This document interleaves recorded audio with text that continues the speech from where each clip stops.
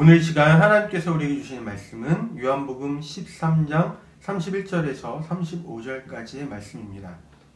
제가 봉독할 때 살아계신 하나님 아버지의 음성을 다 들으실 수 있기를 소원합니다. 유다가 나간 뒤에 예수께서 이렇게 말씀하셨다. 이제 사람의 아들이 영광을 받게 되었고 또 사람의 아들로 말미암아 하나님께서도 영광을 받으시게 되었다. 하나님께서 사람의 아들로 말미암아 영광을 받으신다면 하나님께서도 몸소 사람의 아들에게 영광을 주실 것이다. 아니, 이제 곧 주실 것이다. 나의 사랑하는 제자들아, 내가 너희와 같이 있는 것도 이제 잠시뿐이다. 내가 가면 너희는 나를 찾아다닐 것이다. 일찍이 유대인들에게 말한 대로 이제 너희에게도 말하거니와 내가 가는 곳에 너희는 올 수 없다. 나는 너희에게 새 계명을 주겠다. 서로 사랑하여라. 내가 너희를 사랑한 것처럼 너희도 서로 사랑하여라. 너희가 서로 사랑하면 세상 사람들이 그것을 보고 너희가 내 제자라는 것을 알게 될 것이다. 아멘. 하나님께서 이 말씀을 통하여 우리에게 은혜 주시기를 원합니다. 떠나가시는 주님의 당부라는 제목으로 주신 말씀을 통한 은혜를 나누길 원합니다. 요한복음은 저자인 요한과 그가 속한 교회가 처했던 특수한 상황으로부터 독립시켜서 해석할 수가 없습니다. 당시 요한은 개종한 유대인들이 유대 회당으로부터 축출되는 상황을 직시하고 있었어요. 요한복음 16장 2절이 당시에 그러한 상황을 암시해주고 있다고 말할 수가 있습니다. 거기에서 이렇게 말씀합니다. 사람들은 너희를 회당에서 쫓아낼 것이다. 그리고 너희를 죽이는 사람들이 그런 짓을 하고도 그것이 오히려 하나님을 섬기는 일이라고 생각할 때가 올 것이다. 팔레스타인 바깥으로 흩어진 유대인들에게 있어서 회당은 저들 생활의 중심과 다름이 없었습니다. 회당은 낯선 이방 지역으로 이주해온 유대인들이 그곳에 잘 정착하기 위해 도움을 주는 기능을 했을 뿐만 아니라 유대인들이 지역 모임을 갖기 위해서 사용하던 회합의 장소이기도 했습니다. 물론 율법을 읽고 가르치는 이 회당의 고유한 기능도 수행을 했고요. 성전이 무너진 이후에는 성전을 대신하는 기능도 가지고 있었습니다. 뿐만 아니라 유대인들의 자녀들을 교육시키기는 기관이기도 했습니다. 이러한 회당의 기능은 기독교로 개종한 유대인에게 있어서도 매우 중요한 것이었어요. 당시 유대인들은 하루에 3차례 회당에서 서서 기도하고 기도의 마지막을 쉐몬의 에슈레라고 부르는 18개의 간구 기도문을 외우면서 마치고는 했는데 개종한 유대인들을 향한 유대교의 박해가 본격적으로 시작하게 되면서 첨가된 구절 때문에 이 개종한 유대인들은 회당에 들어갈 수가 없었습니다. 18개의 간구 기도문 가운데 문제가 되는 12번째 기도문의 내용은 이러했어요. 배교자들에게는 어떠한 희망도 없게 하시며 우리 시대에 속히 거만한 나라를 뿌리째 뽑아내 주십시오. 나사렛 사람들과 이단자들이 속히 망하게 해 주십시오. 그들을 생명책에서 지워주십시오. 의인과 함께 기록되지 않게 해주십시오. 거만한 사람을 꺾으시는 주님 찬양을 받으소서. 이 구절에서 배교자는 유대교에서 기독교로 개종한 유대인들을 가리키는 단어이고 이단은 기독교를 믿는 비유대인을 가리킨다고 말할 수 있습니다.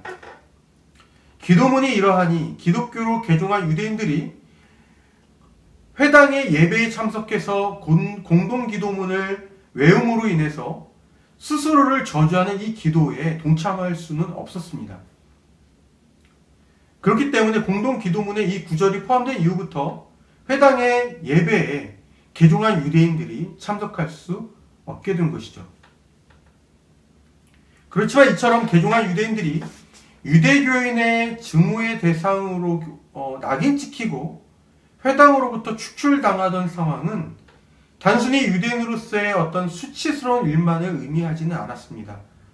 당시의 디아스포라 유대 사회에서 유력한 그 회당들은 로마 제국의 지방 권력과 아주 긴밀하게 연결되어 있었기 때문에 유대인이 그러한 낙인을 받고 회당으로부터 축출된다라는 것은 로마 사회로부터도 증오의 대상으로 낙인 찍히고 축출된다라는 것을 의미했어요.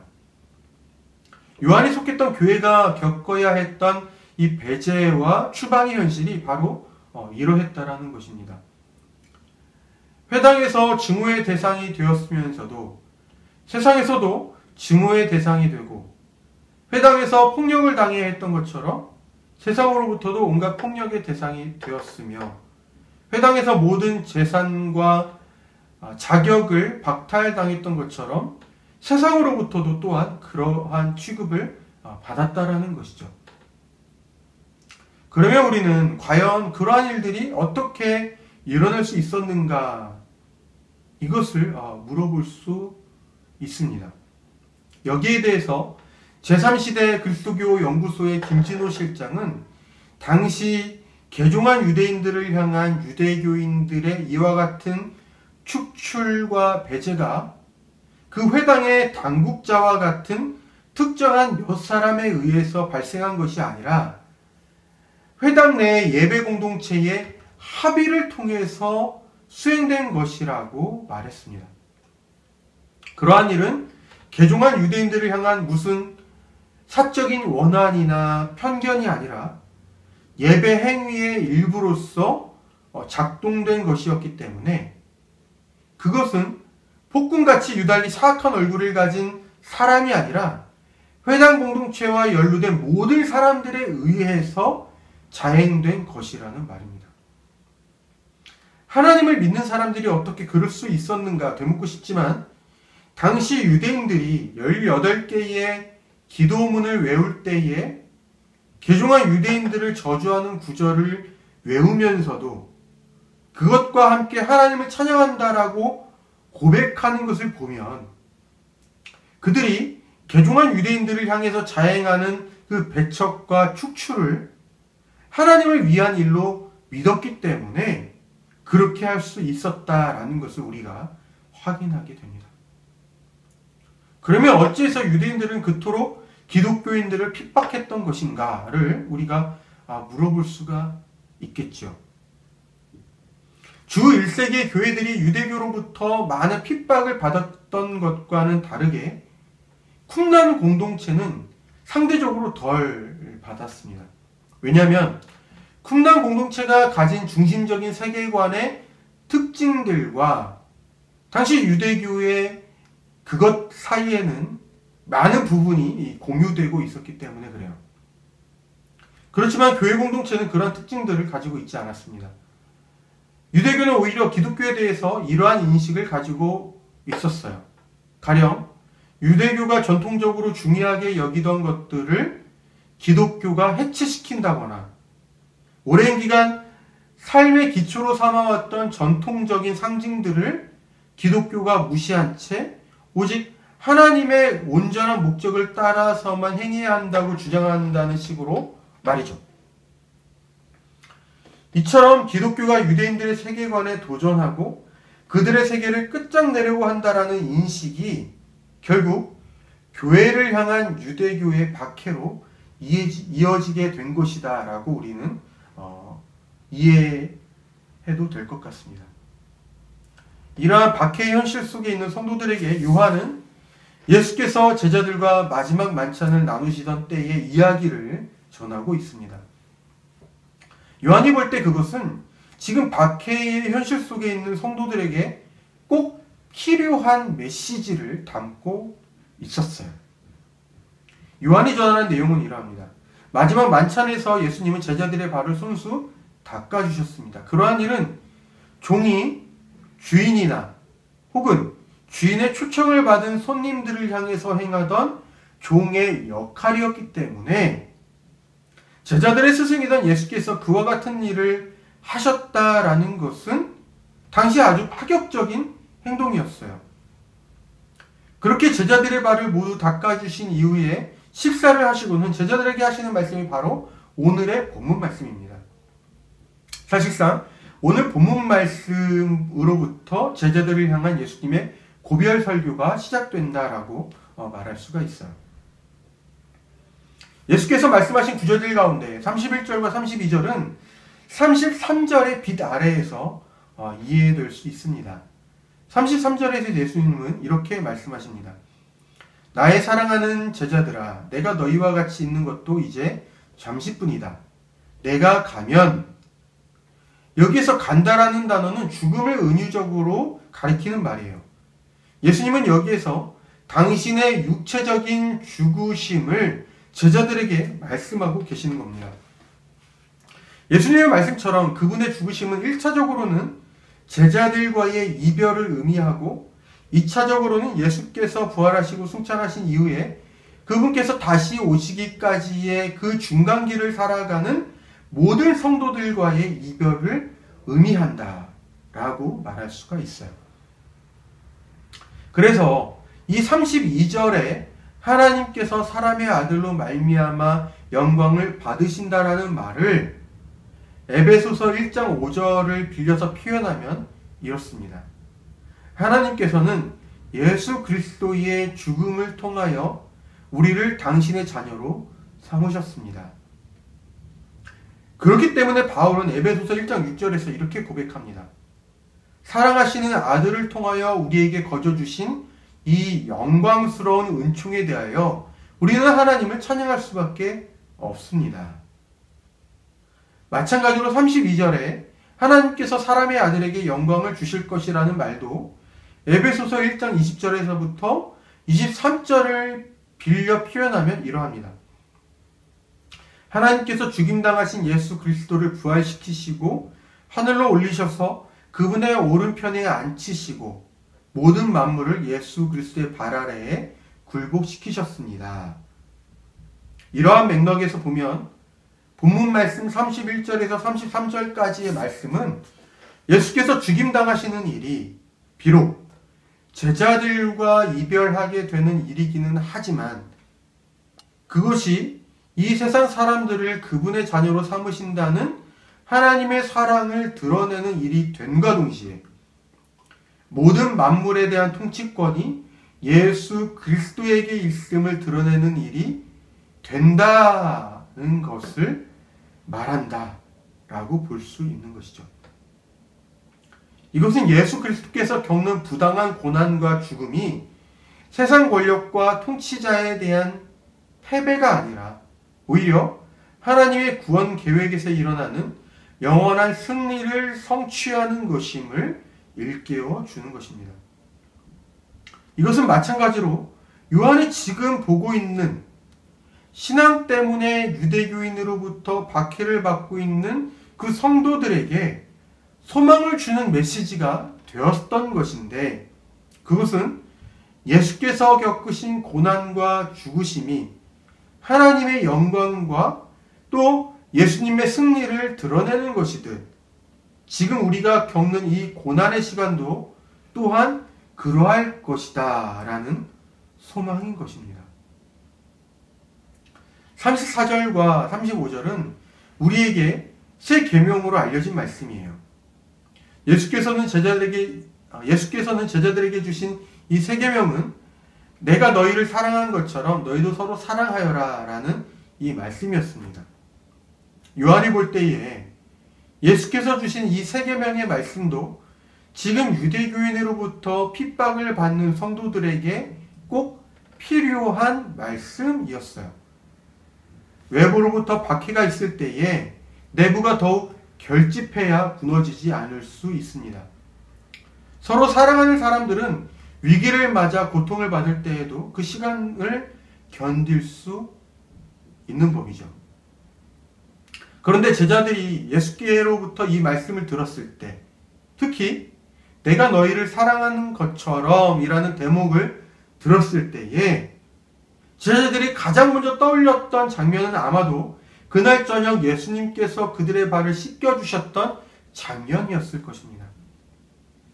그것이 제자들에게 이해된 내가 너희를 사랑한 것처럼 내가 너희를 사랑한 방식이었다라는 말이죠.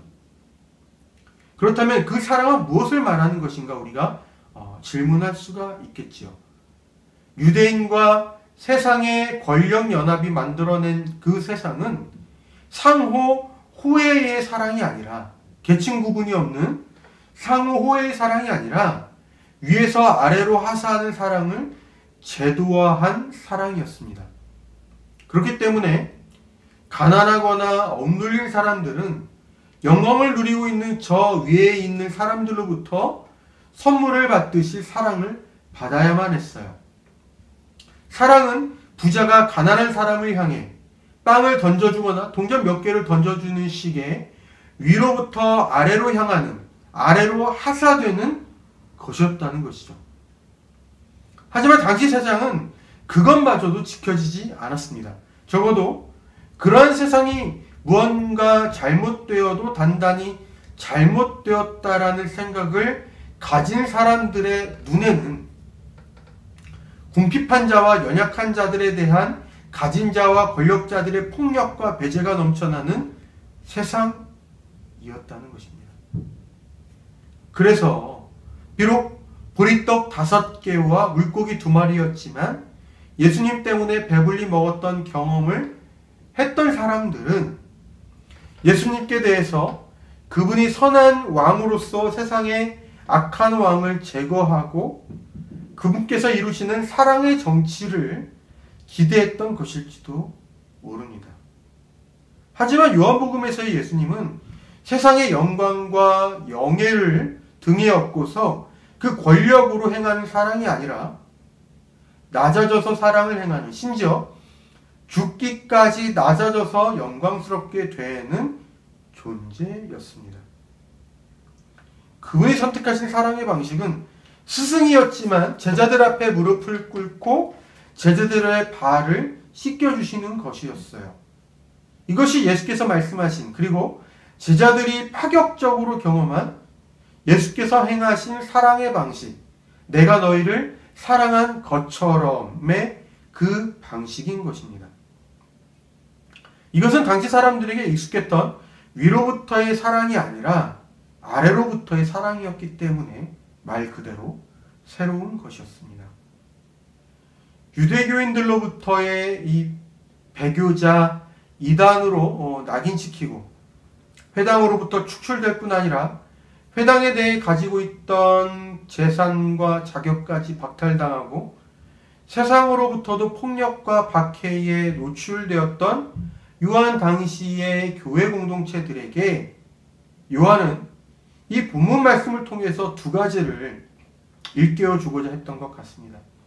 하나는 예수께서 고난을 통해 영광스럽게 되시고 하나님께 영광을 돌리셨듯이 지금 그들이 겪는 고난을 통해 하나님께서 그들을 영광스럽게 하실 것이며 하나님께도 그것이 영광이 될 것이라는 믿음입니다. 예수께서 다시 오실 때까지 성도들은 핍박 속에서 이 믿음을 지켜야 했어요. 그리고 다른 하나는 서로 사랑하는 것이었습니다. 예수께서 사랑하신 방식은 힘과 권력을 가진 사람이 아랫사람에게 호혜를 베푸는 식의 사랑이 아니라 오히려 더 아랫사람의 자리로 내려가서 섬기는 사랑이었습니다. 아래로부터의 사랑입니다. 예수님은 그분께서 다시 오실 때까지 그분을 따르는 제자들, 성도들이 이처럼 서로를 향해 아래로부터의 사랑, 섬김의 사랑으로 실천하기를 당부하셨던 것입니다. 고난의 시간에 대해서 그것을 하나님께서 나를 영광스럽게 하실 것이고 하나님께도 영광이 되는 시간으로 인정하는 믿음이야 개인의 차원에서 감당해야 하는 것이지만 서로 사랑하라는 예수님의 당부에 대해서는 우리가 스스로를 함께 돌아볼 필요가 있겠다 싶어요. 우리 각자는 주님께서 주신 공동체 안에서 서로를 향해 주님께서 보여주신 것처럼 아래로부터 섬김의 모습으로 사랑하고 있는지 물어볼 수가 있습니다. 그리고 여기에 대해서 우리가 속한 공동체의 체제나 이 조직이 주님께서 보여주신 사랑을 실천하기에 도움이 되는 조직인지, 도움이 되는 체제인지, 아니면 걸림돌이 되는지도 물어볼 수가 있습니다. 이제 갓 시작한 우리는 교회가 이왕이면 주님께서 행하신 것처럼 아래로부터의 사랑, 섬김의 사랑을 공동체 구성원 상호간에 행할 수 있는 교회가 되었으면 좋겠다는 바람을 가져봅니다. 목사에게 교회의 모든 자원과 권한이 집중되거나 교회의 몇몇 유력한 사람들 위주로 그것들이 배분되거나 하지 않는 조직이나 체제를 우리는 교회가 갖출 수 있었으면 좋겠습니다. 그렇게 될 수 있도록 함께 기도해 주시기를 여러분께 당부드립니다. 기도하겠습니다. 주님, 당신에게 주신 사명 가운데 고난당하시고 죽임당하시는 일이 하나님께 영광을 돌리게 하고 당신도 영광을 얻는 일이었던 것처럼 저희가 신앙 때문에 불이익이나 고난을 받을 때에 그와 같은 믿음을 가지고 인내할 수 있도록 저희를 붙잡아 주십시오. 주님, 주님께서 다시 오실 때까지 서로 사랑하라는 그 말씀을 저희가 잘 감당하고 싶습니다. 저희 안에 높아지고자 하는 마음, 더 갖고 더 누리고자 하는 이기적인 마음을 비우고 낮은 자리에서 섬길 줄 아는 사랑의 마음을 저희에게 더하여 주십시오. 죽음을 무력하게 하시고 부활의 현실이 있음을 모든 사람에게 증명하시고 또한 보여주신 예수님의 이름으로 기도합니다. 아멘.